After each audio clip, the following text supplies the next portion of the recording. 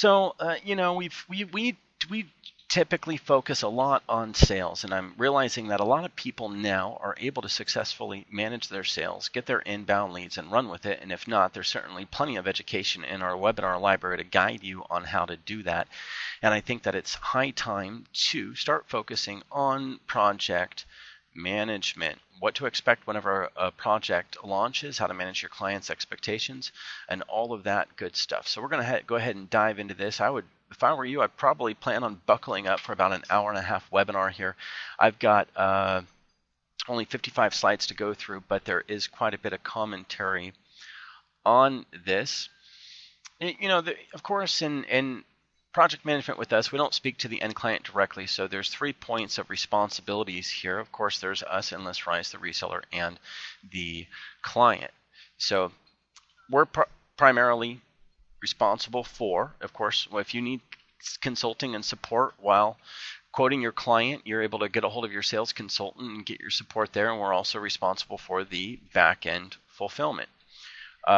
Between us and you, in terms of project management, we're speaking to you, but you're directly in touch with your client for whatever client communications you need. You of course are the one responsible for setting client expectations, and whenever a campaign starts particularly, and for some ongoing stuff, you're responsible for collecting the requirements from the client.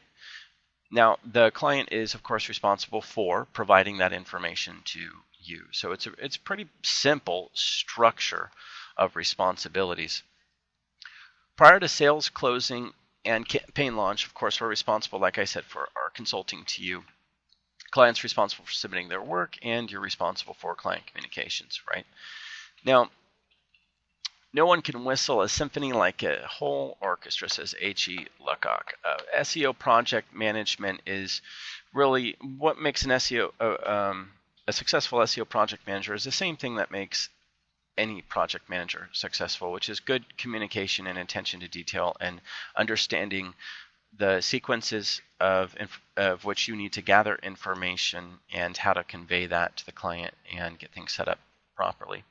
So I outlined here the steps that you should take when launching an SEO campaign with a client. So let's just set the situation to where you've sat down with a client, you've gone through your typical sales pitch with them, you've showed them the keywords, probably finalized the keywords, and they whip out their checkbook and they're ready to pay you, right?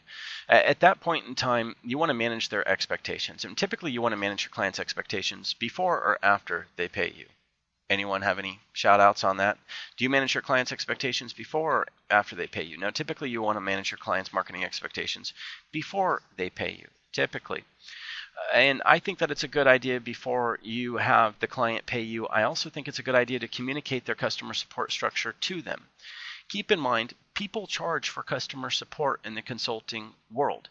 I'm currently getting our entire company, not just a portion of it, set up with Google Apps business accounts. And I'm going through a company called Cloudbaker. Now, Cloudbaker will facilitate the setup of everything for us and provide the services. And if I want to call them, I have 6 hours of free consulting time in the beginning. And beyond that, I pay $150 an hour. Do you think they should tell that to me before or after I pay for their services? Before. Right? I wouldn't be very happy paying for their services thinking that I get free support. I expand my 6 hours of free customer support, and then I call into them and they start docking me for $150 an hour. Honestly, if you're going to put together a support structure, which you need to communicate that support structure to your client before you invoice them.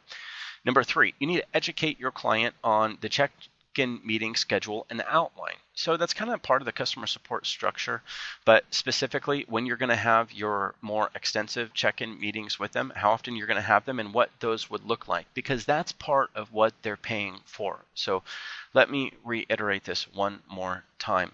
Communicating 1, 2, and 3 on here, I recommend doing because that's part of what they're paying for. Make sense? Mark just gave me a shout out and said that he lost audio. Can everyone hear me okay? Just to check in on that. Loud and clear. Maybe you just lost audio, Mark. Okay, so now you invoice your client pays you. You want to make sure that you let your client know that you're not going to start their campaign until you have all of the information you need to launch the campaign, and provide them a checklist or public link to the launch form. This is a big step. I think that the majority of everyone invoices their client, accepts payment, and tells their client when they're going to launch their campaign before they collect all of the information to launch the campaign. Am I correct? How many of you go out there, accept payment for your client, and tell them when their campaign is going to launch, which might be same day or the next day? Right, a lot of people.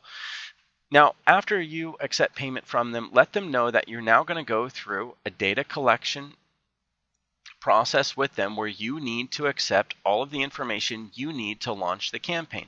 Just because you accepted their money doesn't mean you have to begin services right away. You're accepting their money to seal the deal that you're going to work with them, and before you spend the time checking their information, gathering all the official information that you need to start the project, yeah, you're going to invoice them. Project doesn't start until you collect all of their information. And what does that mean? You shouldn't be paying us for the service until you're ready to launch it. That's why those launch forms are accessible to you to complete before you pay us. Number 5, receive all launch information from the client and verify that it is correct and working in regards to access information, and 100% complete. Our account managers have a tremendous amount of back and forth, and so much of it comes because the launch form is not complete. And I know why. The reason why the launch forms are not complete oftentimes is because you invoice your client, you let your client know you're going to be starting services right away, and your client doesn't get you all of the information. Do this. Invoice your client. Make sure you have 100% of that launch form completed before you pay us and launch that campaign. This is the biggest mistake that people make in SEO project management, and it's a huge mistake to make because you're going to be going back and forth forever, and it can actually ruin a campaign. When you get that launch form information, make sure that you test it. If they give you access for FTP or anything else, and I'll be going over the launch form later on, make sure that you test all of that information. Don't pass that information over to us and then blame us for delays and back and forth, because when the client gave you access to their Google Plus or to their Yahoo or to their FTP or to their CMS, you didn't check it and you said that's our responsibility. Why ask for the back and forth? Just check it yourself and make sure things are okay. That's what makes a good project manager. Now, once you have that launch form 100% complete, right? 100%. If it's not complete 100%, then you should be okay with us moving forward without that information. Pay for the campaign to be launched. Now pay us. Now, number 7, schedule a content consulting meeting with the client before the end of the first month. Our team has a deadline of 2 weeks once it's launched to get the keywords grouped together, which you need to have together, preferably before you have that scheduled content consulting meeting. And I'll get into that a bit more. So this is a rough outline. Don't worry, some people are asking for a blueprint. We'll get into a lot more detail here. So you need to manage your client expectations on campaign project progression and its deliverables, which you know deliverables based on what? A ridiculously extensive Excel sheet with comments that pop out, or the HTML version with the comments that pop out on there, and also in a glossary at the bottom, right? But depending on the client, you might also find it usable to yourself to educate the client on the scope of what you're delivering, the timetables on them. Make sure that they understand the cost on what they're going to be getting, which we'll get into more. The quality of the work that will be being delivered. Not specifying really the level of the quality, but more over-promising. The workflow, what they can expect. The deliverables on what you're delivering them that justifies the service of what you're providing. You are not just being paid to deliver increase in traffic. I need to get this very, very clear to everyone. You are being paid to do work. The byproduct of that work is that produces more traffic. You're being paid to do the work. You need to make this very clear in your contract and your conveyance to the client and their expectations, that they understand 100% that they are paying you to do this work. Make sure that you're very clear on that. You're paid to do work, and you deliver your work deliverables, and that's that. As a byproduct, you should be increasing traffic. Also, you should be managing the client's expectations on what requirements you have of them. It's important that you make it very clear to your client what are their responsibilities and what is their participation in this marketing campaign. You do not run this marketing campaign without that client. You do need some involvement from the client, and you need to be able to educate that client on exactly what involvement you need from them, on what timetables, and identifying for them their responsibilities when you're starting a project, maybe before you're starting a project, preferably before you start the project.